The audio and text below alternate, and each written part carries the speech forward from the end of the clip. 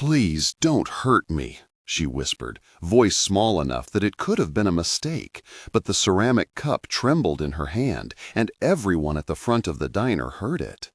The linoleum underfoot smelled faintly of bleach and fried onions.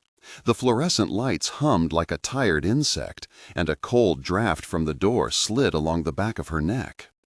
Emily had been standing at table 9 for 20 minutes, plate balanced, eyes lowered, while the man across from her tapped his fork as if he held the calendar of her life in his hand. He was loud. He had friends who laughed like it was a show. He called her names that clawed at something older than embarrassment. At the counter, Tom, the manager, stared at the cash register, palms white. In the kitchen, Maria cursed under her breath and set down a tray of pancakes, their syrup glinting like small promises. In the corner booth, Luis, a regular, sipped his coffee and looked away sharp enough to be noticed. What none of them expected was that the man at table 9 would not finish the scene. He would remove a badge and place it on the paper napkin like a slow offering, and that motion would change everything. Emily was 31, a single mother who had learned to measure time by bus schedules and school calendars.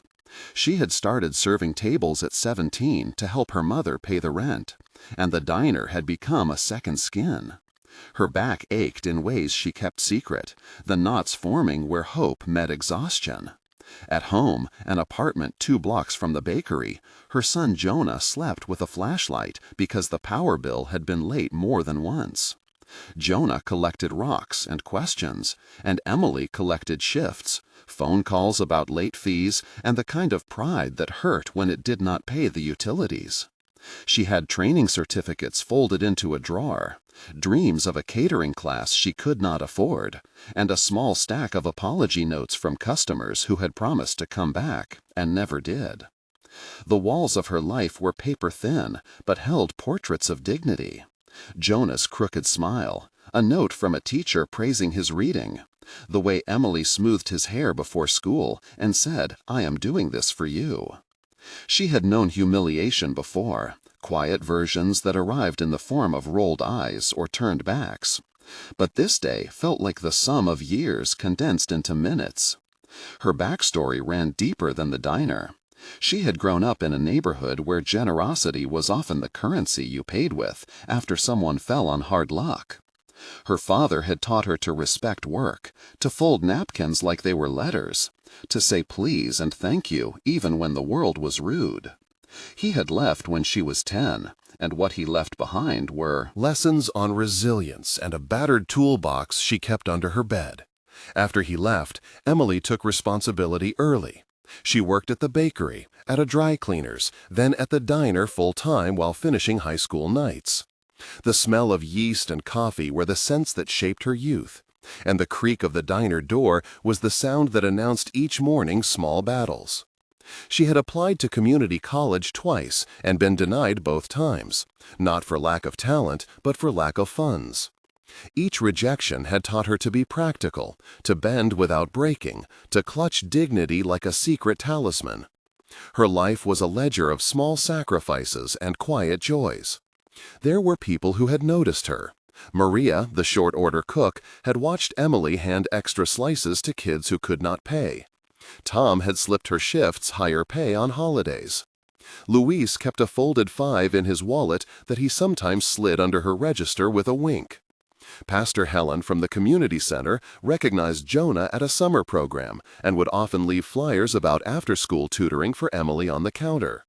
Naomi, who coordinated the local food pantry, had once brought over a bag of beans with a note that read, "You are seen."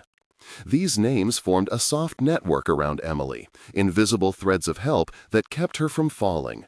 They mattered. The day of the incidents began ordinary enough. Rain had left the sidewalk glistening, and patrons came in shaking umbrellas, boots leaving wet prints like brief maps.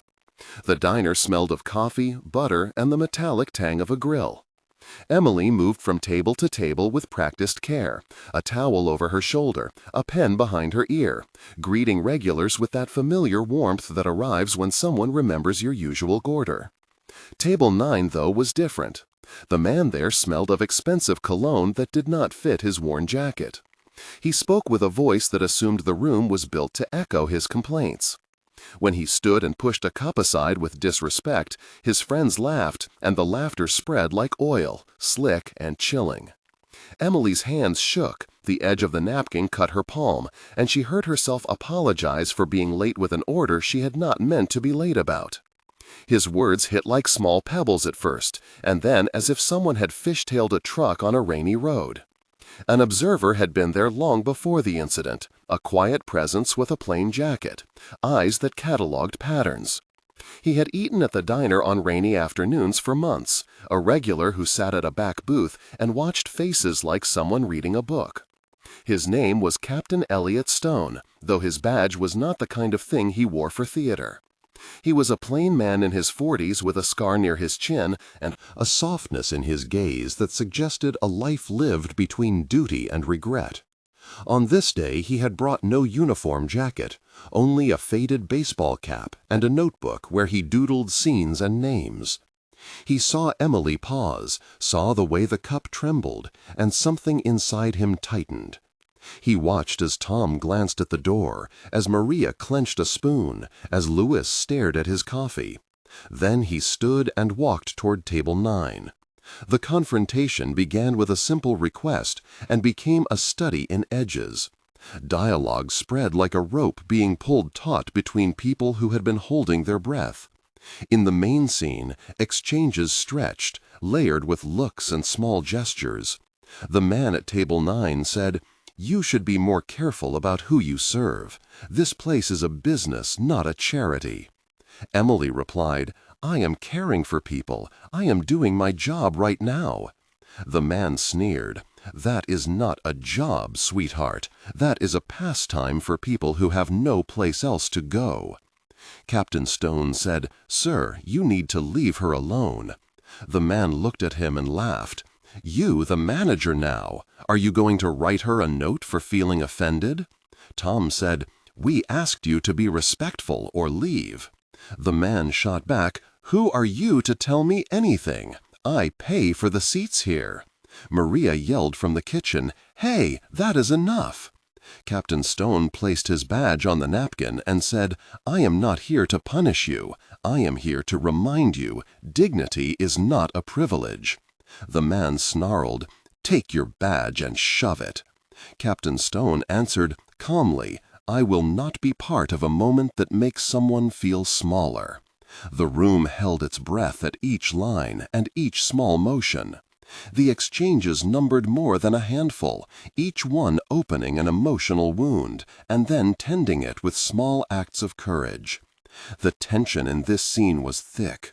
It was a moment of choice for the room, a test of whether someone would step forward or let an injustice be folded into the ordinary. For roughly 5 minutes, the diner felt like it had been separated from time. The dialogue, expanded and intimate, revealed a community at the edge of a decision. The first moment of tension came when the man grabbed his jacket and threatened to call someone, the words boiling with entitlement. Patrons shifted in their seats. A plate clattered in the kitchen. That moment was 100 heartbeats long, full of hands hovering over cups and eyes pleading with the door to open and swallow the scene. A sense of danger hummed under the fluorescent lights, and Emily's fingers tightened around the tray until the palms of her hands burned. She thought of Jonah and of the small stack of bills on the table at home. The air tasted like pennies and rain. That tension stretched into a silent question felt by everyone. Will someone intervene? In the end, Captain Stone took off his badge and set it down, not as a threat, but as a mirror. This is what authority can do if used for care rather than control. After the confrontation, something soft unraveled into a practical offer. Captain Stone did not lecture. He spoke in a voice that was quiet and precise, the kind of voice that had given commands in rooms where decisions were hard. He explained he worked for a foundation that supported worker dignity programs. He had watched patterns in small businesses and knew how to help them create sustainable change. The revelation was that he had resources and a willingness to use them in plain, immediate ways. He proposed a partnership, a modest grant for the diner to implement fair scheduling, a small emergency fund for staff, and a training program run after hours that would certify employees in food safety and customer service, improving their resumes. He offered to introduce Tom to a local business counselor and to connect Maria with a vocational chef program. He did not demand recognition. He only said, "I will lend resources if you accept dignity for your workers as part of your business plan." The second moment of tension arrived when Tom hesitated. He had been running the diner for 12 years and feared paperwork and obligations. He worried about strings attached and being told what to do by someone with an accent of authority. The room tightened again. Emily pressed her lips together and thought of Jonna and the nights she had gone without heat. She had learned to be cautious of offers that sounded like miracles. For 3 long paragraphs, she wrestled internally with pride, fear, and the possibility of better wages. That internal conflict was a quiet thunderstorm of feelings, clutching at her chest and at the ledger of her life. She asked questions about the grant. How long? What obligations? Will we lose control? The answers were patient. Captain Stone explained there would be accountability and training. He shared a simple plan and promised community involvement. The tension eased when Emily realized the offer was not about pity but partnership. Dialogue during the decision was careful. Emily said, "I am wary of promises." Captain Stone answered, "I understand, and you should be wary." Emily asked, "Who will manage the fund? Who will decide?" Tom said, "We will decide together." Naomi from the pantry said, "We can help with workshops." Lewis added, "If it helps, my coffee will be paid by me for a week."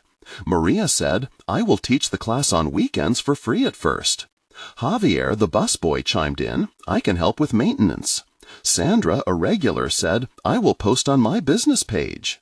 The exchanges were many and brimming with small commitments that made the offer real. They were not grand speeches, but details that knit into a plan. One more moment of tension existed before any change took place. The community wondered if this was performative. Pastor Helen worried that a badge might be used as a press prop. Questions flooded in from neighborhood leaders.